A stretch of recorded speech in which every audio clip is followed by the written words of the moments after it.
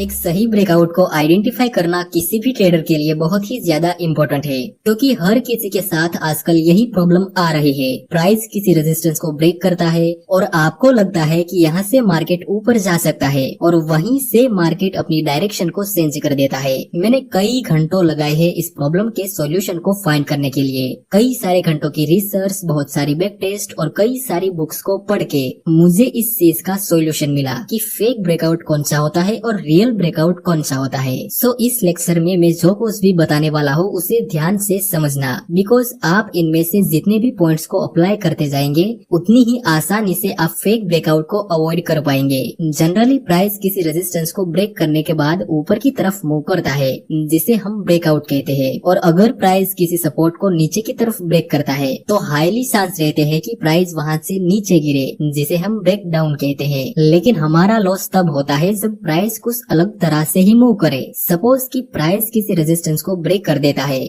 जहां से आगे प्राइस ऊपर की तरफ मूव करने के बजाय नीचे चला जाता है, तो इसे ही हम फेक ब्रेकआउट कहते हैं। अब सवाल ये आता है कि ब्रेकआउट फेल क्यों होते हैं। इसका रीजन है बड़े प्लेयर्स का इन्वॉल्वमेंट। जो लोग करोड़ों रुपए की शेयर्स खरीदते हैं और बेचते हैं उसे ही हम बिग प्लेयर्स या फिर ऑपरेटर कहते हैं। सपोज कि यहाँ प्राइस ऊपर जा रहा था और नीचे किसी बिग इन्वेस्टर्स ने करोड़ों रुपए के शेयर्स खरीदे हुए हैं। अब वो उसे बेचना चाहता है, लेकिन इतने सारे शेयर्स को खरीदेगा कौन? बड़े इन्वेस्टर्स को बेचनी है लार्ज क्वांटिटी, लेकिन इतनी सारी क्वांटिटी खरीदने के लिए बायर्स भी तो होने चाहिए। और एक दूसरी बात, ये बड़े इन्वेस्टर्स के साथ साथ नीचे दूसरे लोगों ने भी शेयर्स खरीदे होंगे, उसको भी प्रॉफिट हो गया होगा, तो वे लोग भी सेल करना चाहते हैं। मतलब बड़े इन्वेस्टर्स बड़ी क्वांटिटी में सेल करना चाहते हैं और रिटेलर ट्रेडर यानी आप और मेरे जैसे लोग जिन्होंने यहाँ पर बाय किया होगा वो भी यहाँ पर सेल करना चाहते हैं। बाय करने में किसी का ज्यादा इंटरेस्ट नहीं है, तो अब क्या होगा? तो सुनो, जिसके पास पावर है उसको प्रॉफिट होगा। पावरफुल लोग जो चाहते हैं वही होगा। आप कहेंगे कि ऐसा कैसे हो सकता है? पावरफुल लोग जो चाहते हैं वही होगा, ऐसा थोड़ी ना चलता है मेरे भाई। पावरफुल लोग किसी भी देश की सरकारें गिरा सकते हैं। मार्केट में फेक ब्रेकआउट जनरेट करना उसके लिए बाएं हाथ का काम है। लेकिन ये सब फेक ब्रेकआउट कैसे होगा? तो सुनो, मान लो कि ये जगह पर मुझे ही सेल करने हैं करोड़ों रुपए के शेयर्स और मैं ही वो बिग प्लेयर्स हूँ, तो मैं क्या करूँगा? मैं ही यहाँ पर बड़ी क्वांटिटी में बाय करूंगा। बड़े प्लेयर्स के पास फंडिंग की कोई प्रॉब्लम नहीं होती, तो मैं ही यहाँ पर बड़ा पैसा डाल देता हूँ और ज्यादा बाइंग की वजह से प्राइस थोड़ा बहुत ऊपर भी जाएगा। अब जितने भी रिटेलर ट्रेडर है उसको लगेगा कि वाओ, यहाँ तो ब्रेकआउट हो गया और ब्रेकआउट होने के बाद प्राइस ऊपर जा सकता है, तो हमें बाय करना चाहिए, और वे लोग बाय करेंगे। जैसे ही लोग बाय करने लगेंगे तभी मैं बड़ा ऑर्डर सेल कर दूंगा। एक्चुअली में तो मुझे सेल ही करना था ना, लेकिन मेरा प्रॉब्लम था कि मुझे बायर्स मिल नहीं रहे थे। मैंने लोगों को लालच दी, फेक ब्रेकआउट क्रिएट किया, फिर लोग बाय करने लगे और जैसे ही मार्केट में बायर्स आने लगे मैंने सेल कर दिया। तो इस तरह से फेक ब्रेकआउट को क्रिएट किया जाता है। अब ऐसा जरूरी नहीं कि ऑपरेटर या फिर बिग प्लेयर्स को सेल करना है तभी वे लोग प्राइस को मैनिपुलेट करेंगे। अगर उसे बाय करना है तब भी वो लोग ऐसा करेंगे। सपोज कि प्राइस यहाँ साइडवे रेंज में मूव कर रहा है और बिग प्लेयर्स को यहाँ करोड़ों रुपए के शेयर्स को खरीदने हैं, तो उसे चाहिए सेलर्स। तो वे लोग क्या करेंगे? एक फेक ब्रेकडाउन क्रिएट करेंगे। जिन जिन लोगों ने यहाँ पर बाय किया होगा वे सभी का एसएल हिट होगा और बायर्स का एसएल हिट हुआ, मतलब वो सेल ऑर्डर हुआ। इस तरह से बिग प्लेयर्स को सेलर्स मिल जाएंगे।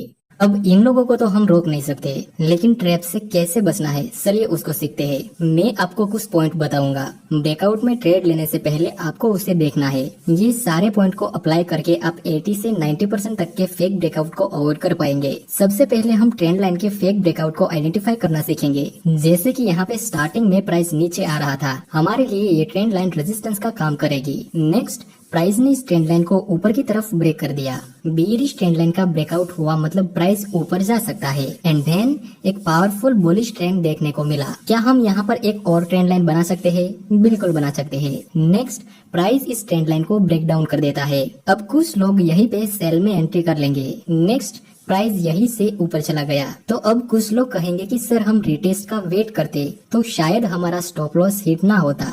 वेरी गुड, रिटेस्ट का वेट करना चाहिए। लेकिन यहाँ तो प्राइस ने रिटेस्ट भी किया था और जिन जिन लोगों ने इस ट्रेंड लाइन के रिटेस्ट पे सेल किया होगा उसका भी स्टॉप लॉस हिट हुआ होगा। मतलब ये जो ब्रेकआउट था वो फेक था। तो जब भी प्राइस ट्रेंड लाइन को ब्रेक डाउन करे इसका मतलब ये नहीं कि आगे से प्राइस नीचे ही गिरेगा। ट्रेंड लाइन का ब्रेक होने का मतलब अभी जो ट्रेंड है वो कमजोर हो चुका है और आगे से प्राइस साइडवे भी हो सकती है और नीचे भी गिर सकती है और कुछ केस में प्राइस फिर से अपना पुराना ट्रेंड भी कंटिन्यू कर सकती है। ट्रेंड लाइन के ब्रेकडाउन में ट्रेड करते समय आपको ध्यान रखना है कि ट्रेंड लाइन के साथ साथ रिसेंट स्विंग भी ब्रेक हो जाए, तभी आपको रिवर्सल में ट्रेड प्लान करना है, जो कि इस केस में यहाँ रिसेंट स्विंग था और वो ब्रेक नहीं हुआ था। और जो हमारी पहली ट्रेंड लाइन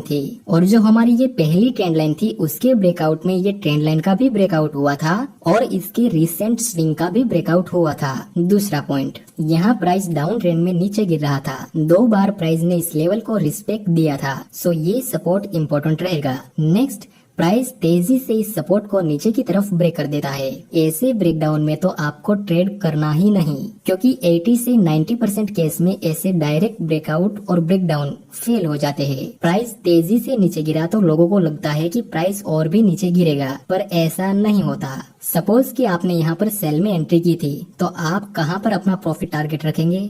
डेफिनेटली यहाँ पर। तो इसी तरह यहाँ पर जिन जिन लोगों ने सेल में एंट्री किया होगा उसको 3 कैंडल में ही प्रॉफिट हो गया होगा, तो सभी सेलर्स जल्दी जल्दी अपना प्रॉफिट बुकिंग करने लगेंगे और सेलर्स का प्रॉफिट बुकिंग मतलब वो बाय ऑर्डर होता है, जिस वजह से ऐसे ब्रेकडाउन फेक हो सकते हैं। दूसरा पॉइंट क्या सीखा आपने? जब भी ऐसे डायरेक्ट ब्रेकआउट या ब्रेकडाउन मिले तो उसमें ट्रेड नहीं करना है।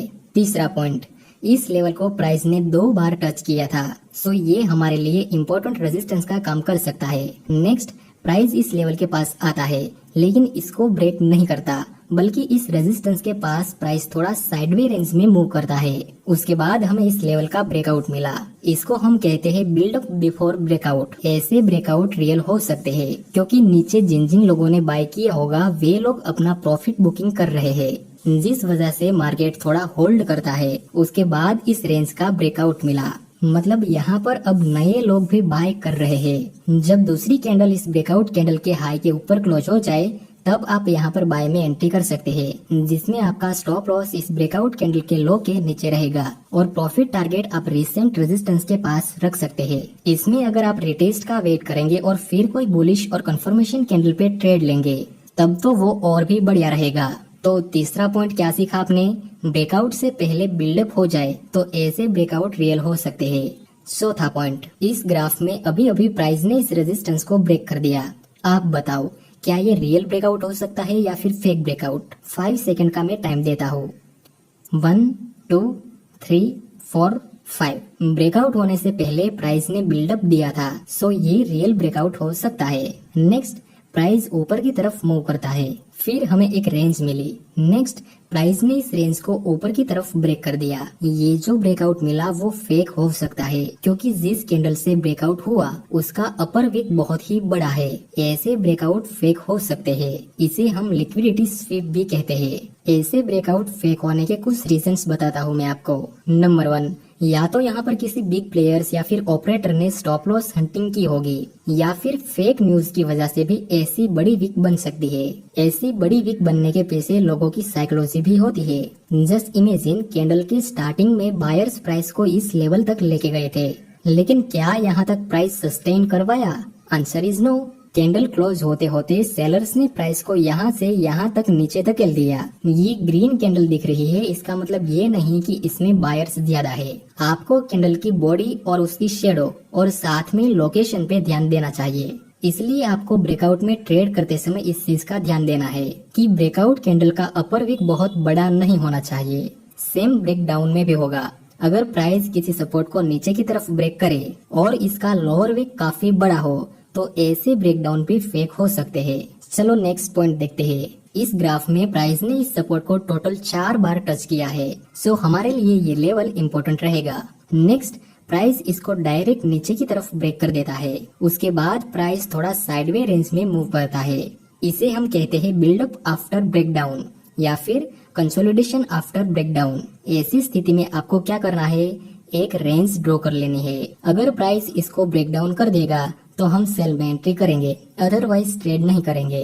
नेक्स्ट, प्राइस ने स्मॉल रेंज को ऊपर की तरफ ब्रेक कर दिया, जाने दो इसे, जहां जाना चाहिए हम दूसरा ब्रेकआउट फाइंड कर लेंगे। देखो ये साइडवे रेंज, फिर उसका ब्रेकआउट, उसके बाद फिर से एक साइडवे रेंज मिली, मतलब consolidation after breakout. So just wait for a right opportunity. Next, इस रेंज का ब्रेकआउट मिल गया, तो अब इसे हम रियल ब्रेकआउट बोल सकते हैं। और उसके बाद प्राइस काफी तेजी से ऊपर चला गया। अब मैं आपको सबसे ज्यादा इम्पोर्टेंट पॉइंट बताने जा रहा हूँ। काफी सारे लोग इसमें गलती कर देते हैं, और वो क्या पता है? देखो, that's important level. Next, price इस इम्पोर्टेंट रेजिस्टेंस के पास आता है, फिर इसी लेवल के पास प्राइस थोड़ा कंसोलिडेशन करता है, तो फिर अगर इसका ब्रेकआउट मिले तो आने वाला रियल ब्रेकआउट हो सकता है। नेक्स्ट, प्राइस ने इस रेजिस्टेंस को ऊपर की तरफ ब्रेक कर दिया, ये रियल ब्रेकआउट भी है, पर आपको इसमें ट्रेड नहीं करना है, क्योंकि जहां हमें ब्रेकआउट मिला वहां पर एक मेजर लेवल है। आपको सबसे पहले यही चेक करना है कि आप जिस ब्रेकआउट या फिर ब्रेकडाउन में ट्रेड करने वाले हो वो रियल ब्रेकआउट है या फिर फेक ब्रेकआउट। रियल ब्रेकआउट मिल जाने के बाद देखना है कि इसके आसपास नजीक में ही कोई इम्पोर्टेंट लेवल तो नहीं। यहाँ पे ये मेजर की लेवल है, तो हो सकता है कि यहाँ से प्राइस नीचे गिरे, इस वजह से हम यहाँ पर ब्रेकआउट में ट्रेड नहीं करेंगे। नेक्स्ट, प्राइस थोड़ा ऊपर जाके नीचे गिर जाता है। अब तक हमने जो फेक ब्रेकआउट और रियल ब्रेकआउट को आइडेंटिफाई करना सीखा, उसमें सिर्फ हमने प्राइस एक्शन का यूज किया था। अब मैं आपको वॉल्यूम की हेल्प से फेक ब्रेकआउट को आइडेंटिफाई करना सिखाऊंगा। फॉर एग्जाम्पल, ये लेवल हमारे लिए इम्पोर्टेंट है, क्योंकि 3 बार प्राइस ने इस लेवल से रिएक्ट किया था। तो अब हम वॉल्यूम इंडिकेटर को अप्लाई कर देंगे। सिंपली आपको इंडिकेटर के सेक्शन में जाना है, उसमें सर्च करना है वॉल्यूम। इस पे क्लिक कर देने के बाद आपके चार्ट के नीचे इस तरह से वॉल्यूम प्लॉट हो जाएगा। नेक्स्ट, प्राइस इस लेवल को ब्रेक कर देता है। आपको देखना है ब्रेकआउट कैंडल और उसके वॉल्यूम के बार को। क्या यहाँ पर ब्रेकआउट कैंडल का वॉल्यूम बार उसकी एवरेज बार से ज्यादा है? Answer is no. तो ऐसे ब्रेकआउट में हमें ट्रेड नहीं करना है। नेक्स्ट एग्जांपल, इस इम्पोर्टेंट लेवल को प्राइस ने नीचे की तरफ ब्रेक कर दिया, जिस कैंडल से ब्रेकडाउन हुआ उसका वॉल्यूम भी हाई है, सो ऐसे ब्रेकडाउन रियल हो सकते हैं। नेक्स्ट, प्राइस रिटेस्ट करता है और बाद में हमें एक बेरिश और कंफर्मेशन कैंडल का सिग्नल मिला, तो यहाँ पर आप सेल में एंट्री कर सकते हैं। सो